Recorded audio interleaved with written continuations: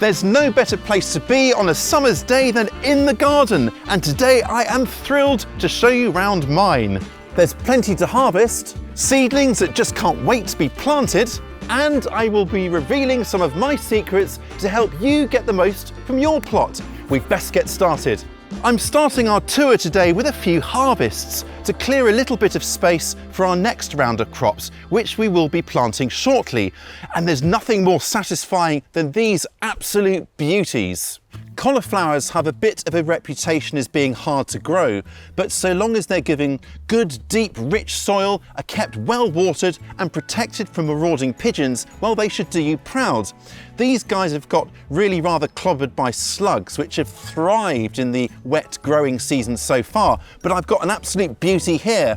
I've harvested some already, and I've been saving this one for you, so let's go ahead and harvest it. And there we go, just look at that. Now I've left it maybe 2 days later than is optimal because I wanted to save the best to last to show you, but it's so absolutely stunning. I'm so pleased with this. And the leaves as well, nice and fresh, can be used just like kale. I would say this is colly good. My daughter Isla is a big fan of broccoli, which is just as well because summer broccoli is a powerhouse of goodness. So Isla, let's cut you some for your tea. There we go, you do the honours. And look, just next to the cauliflowers here are some potatoes which are ready to lift and enjoy. Now these guys were planted about 3.5 months ago into soil enriched with plenty of compost, and they've quietly grown on in the corner here and done their thing. Apart from the odd watering and a little bit of mulch, these potatoes really haven't needed any extra attention. Now these are the last of my early potatoes. It's a tasty, smooth skin variety that is really the cream of crops.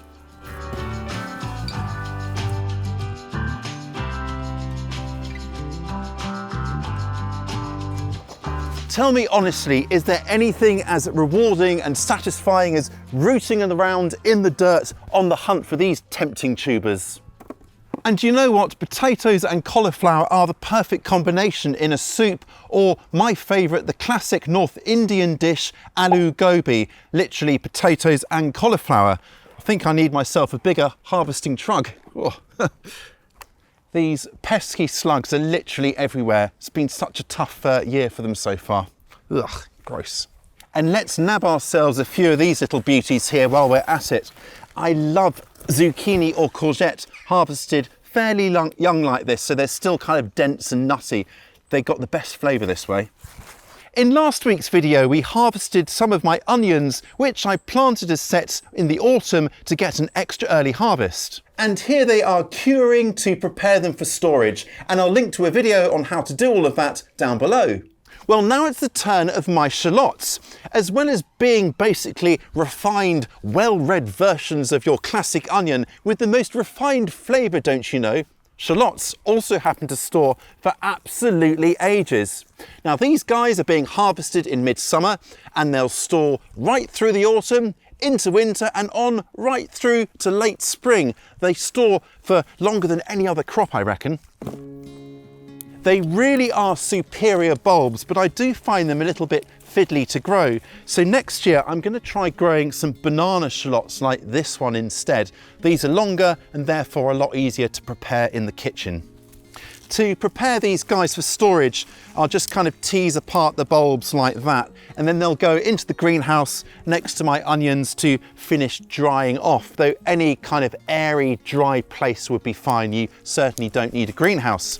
Then once they're all completely dried off and the foliage has all died back, I'll trim off the foliage and then store them in net sacks or trays to keep them in a cool but dry place until they're ready to use. And then finally some lettuces. Now these guys, as you can see, are elongating because they're bolting or going to flower. If I pick off a leaf, yeah, you can see there's milky sap being exuded here, which means it's probably going to be a bit bitter to taste, but let's just try it. It's okay, but I've got some other lettuce elsewhere, so I'm just going to pull these guys up, but we'll get some salad onions as well to finish off.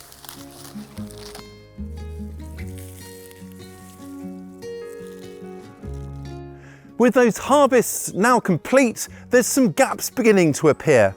Now, as my growing area isn't the biggest, I get really excited when those gaps do appear because it means I can finally get on and plant some more. The first job is to refresh the soil with a top-up of organic matter, and I'm going in here with half a barrow load of well-rotted manure per bed.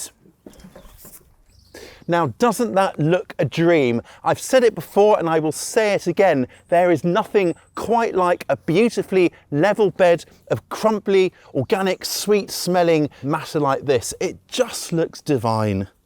So this area here is where my potatoes were, and it's quite shaded. So what I'm going to do is go in here with some salad leafy crops and things that can cope with dappled shade. So I've got some endive here, some pak choy and some kale for salads too.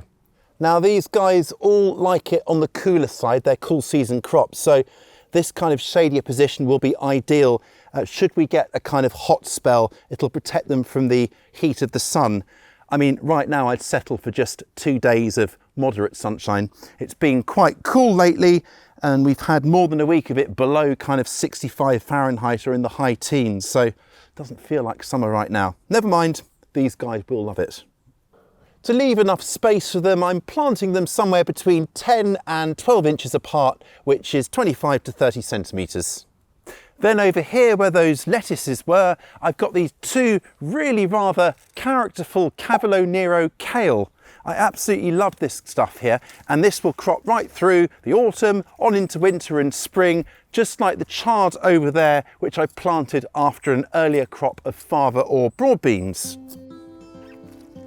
What I really love about this particular kale is that as you harvest the lower leaves, it gets taller and taller and kind of goes all long and gangly and gnarled like a sort of old tree that's been growing in the gales, and it really develops a lot of incredible character by the end of the season. By the time you dig it up in spring, they become like kind of old friends in a way. Then here, I've got some more summer broccoli. Now you can see from the leaves, these are really tired. They've exhausted all the nutrients in the potting mix here, which is why the leaves are discoloured. But just you wait, once they're planted and got their roots into the fresh ground, they will really race away and nicely green up. Interestingly, these are actually the same age as the broccoli over there that we harvested with Isla. They've just been held back by keeping them in these pots. But now they're in the ground, as I said, they will race away and I should get more broccoli, fingers crossed, before the end of the summer. And failing that, I'll get lots of lovely green leaves to enjoy like kale.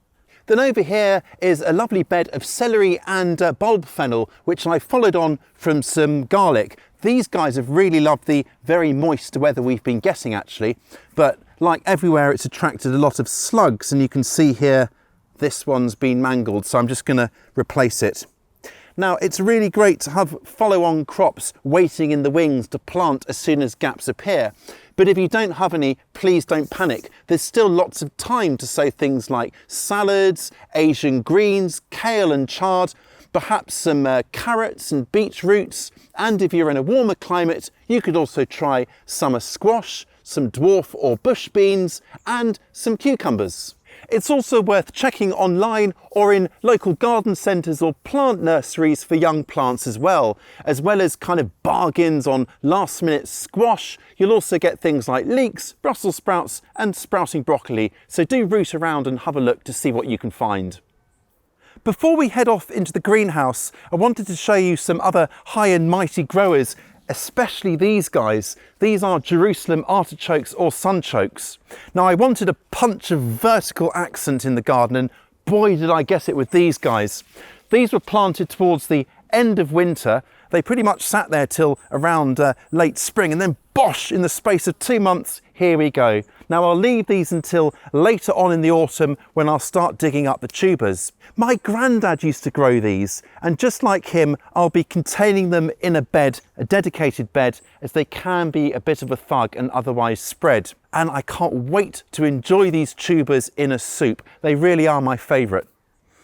And this is a really fragrant part of the garden with these beautiful sweet peas here. Like every year, I include lots of nectar-rich flowers to attract the pollinators and help with pest prevention. So I've got my sweet peas, nasturtiums, the beautiful borage there, which the bumblebees love, sweet alyssum, some cosmos, all sorts of beauties. And then here we have my climbing beans finally beginning to make their way to the top of their supports.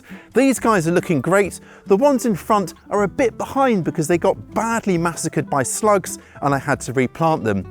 The silver lining is that, well, it's going to kind of stagger the harvest. These guys will be cropping, those guys will follow on a few weeks later, so I won't be overwhelmed with lots and lots of beans, a common hazard in the summer. And then over here is my corn. Just 2 weeks ago, these plants weren't much above ankle height. Now they are approaching waist height, and in another 2 to 3 weeks, I expect them to be almost as tall as those artichokes over there.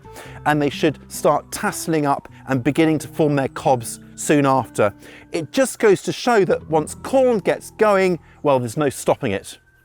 I'm very lucky to have a greenhouse. Now, it's proved invaluable in the spring for raising seedlings in what has been quite a cool, dull spring. Well, now it's summer. Shall we take a look and see what's growing now? So this year I'm growing 3 varieties of tomatoes. I'm growing a cherry type, a standard type, and a plum or paste tomato. You can see they're all growing at different rates, but some of them are in with a whisper of producing ripe tomatoes, so we're almost there. As they're beginning to fruit quite well now, they could do with a regular feed of some liquid tomato fertiliser here. This is organic stuff, and a couple of capfuls in, and then just fill it up with our water here. Tomatoes are really hungry plants. Now, I added lots of well-rotted manure to this bed here earlier on in the winter, but now they are fruiting, then this liquid feed will really support that continuing production of flowers and fruits. I've also got some tomatoes outside in these cages too.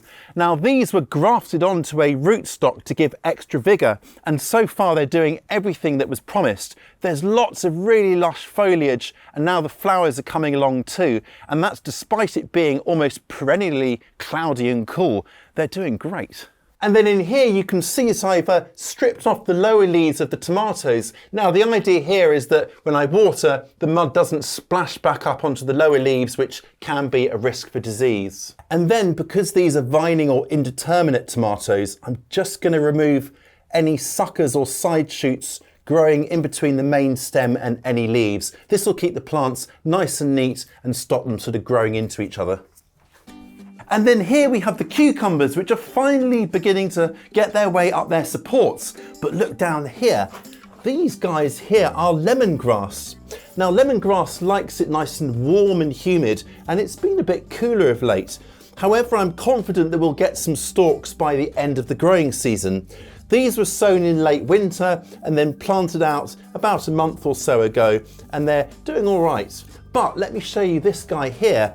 This is a lemongrass that was sown last year and then overwintered as a house plant and then brought out again. And you can see the difference in size. So that's going to be my technique with these guys. I'll lift them up at the end of summer, pot them on, and then grow them on indoors for bigger, better plants next season. Now, as I think I've mentioned a few times today, slugs have been a real menace this season. And they've really attacked some of the marigolds in here. They've made it in here. So I'm just going to replant with some fresh plants here. These are actually self-seeded from last year's French marigolds, and they're incredibly healthy plants. So I'll pot them here at the foot of the tomatoes. Now, marigolds are great companions to tomatoes. Not only do they help to attract pollinating insects, they also dissuade pests, or at least attract pest predators in. And they also add a little bit of cheer for this long-suffering gardener. Isla, come here. Now, I wanted to show you Isla's bed here. Isla's been showing an interest in growing and has helped to plant and tend this bed. And I have to say, it's looking pretty vibrant. It's not a competition, but a lot of her plants are looking suspiciously healthy, like these beautiful vibrant onions and kale, for example. Isla, what's your secret? Maybe I'm a natural. I call it beginner's luck. And then down here I can show you the progress of the pumpkin patch. Now, the pumpkins and the winter squash, which is a variety called Tonda Padana, they're beginning to really muscle up and sprawl. They're taking off. Though the butternut squash, these little guys here, have been really late starters. I planted them and they sulked for a good month.